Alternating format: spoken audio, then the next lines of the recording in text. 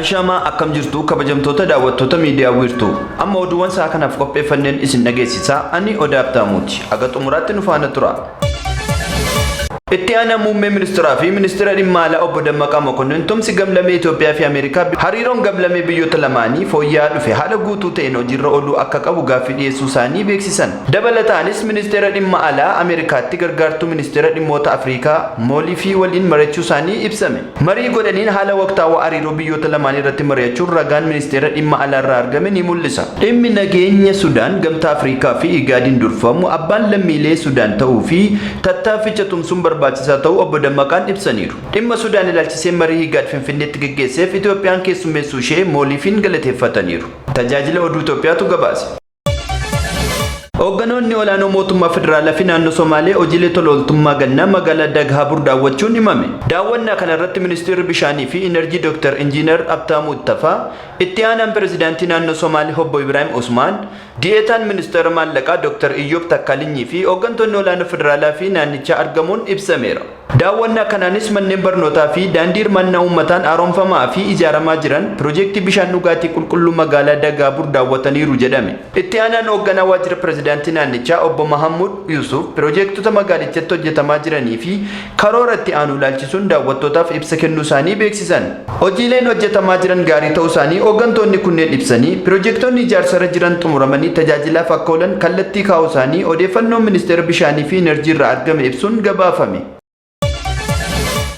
Magaalaan Harar miseensa magaalota hambaa addunyaa taatee galmoofte. Magaalaan Harar magaalota Saaraa gadii keessaa yeroo jalqabaaf miseensa dhaabbata magaalota hambaa addunyaa yookaan Organization of World Heritage Sites taatee galmoofte. Pirezidaantiin naannoo Harar obbo Horaadin Badrii biyya Kanaadaa magaalaa Kuubikitti sirna mallattoo qophaa irratti argamuun magaalaa Harar miseensa magaalota hambaa addunyaa taate kan galmoofte mallatteessaniiru. Dhaabbanni magaalota hambaa addunyaa biyyoota 115 miseensummaan kan hammate yoo ta'u magaalaan Harar waxabajjii 2023 irraa eegaltee miseensa dhaabbata kanaa taatee galmoofteetti jedhame.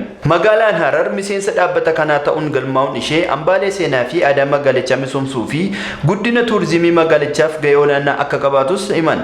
Dabalataan magaalonni hambaa addunyaa ta'an dhimmoota waloo irratti mari'achuun kallattii kaa'uun rakkoo isaan mudatu bira darbuu fi carraawwan jiran babal'isuuf kan gargaarudha jedhame. Tajaajila oduu Itoophiyaatu gabaase.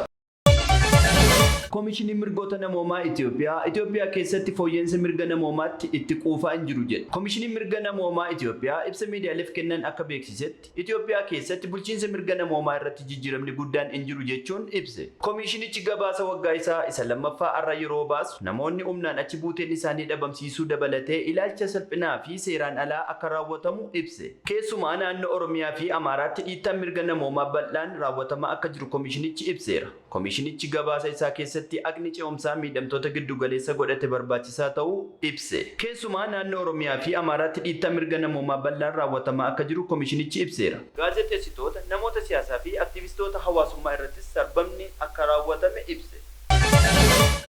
Naatoon gaaffii miseensummaa Yuukireen yeroof kuffisuuf Zeleniskiin dheekkamsiise. Naatoon gaaffii miseensummaa Yuukireen yeroof kuffisuun Zeleniskiin dheekkamsiise. Dhaabbanni waadaa waraana kaaba Atleetikii gaaffii Yuukireen miseensa dhaabbatichaa ta'uuf dhiyeessite yeroof kan hin fudhanne ta'uu beeksise. Dhaabbanni waadaa waraana kaaba Atleetikii gaaffii Yuukireen miseensa dhaabbatichaa ta'uuf dhiyeessite yeroof kan hin fudhanne ta'uu beeksise. Hooggantoonni Naatoo gaaffii Yuukireen dhiyeessite gara fuulduraatti kan ilaalamu ta'us himaniiru. Haalichi pirezidaantii biyyattii Zeleniskiin dheekkamsiisuu Aljeeriiyaan gabaasee ture. Biyyoonni miseensa Naatoo kaleessaa eegalee guyyoota lamaaf magaalaa guddittii Liituuniyaa Vilniyeesitti yaa'ii geggeessuu eegalaniiru. Hooggantoonni biyyoota miseensa dhaabbatichaa Yuukireen gara fuulduraatti dhaabbatichatti makamuun qabatamaadha. Yoom akka ta'e garuu ammatti hin beekamne jedhaniiru. Yaa'ii Vilniyeesii irratti kan hirmaatan pirezidaantii Zeleniskiin haalicha fudhachuun itti ulfaachuu himame. Gabaasi kan FBC. Oduun isaa kanaaf qabanne kanuma qophiilee miidiyaa wiirtuu afaan biroo waliin nagaan tura.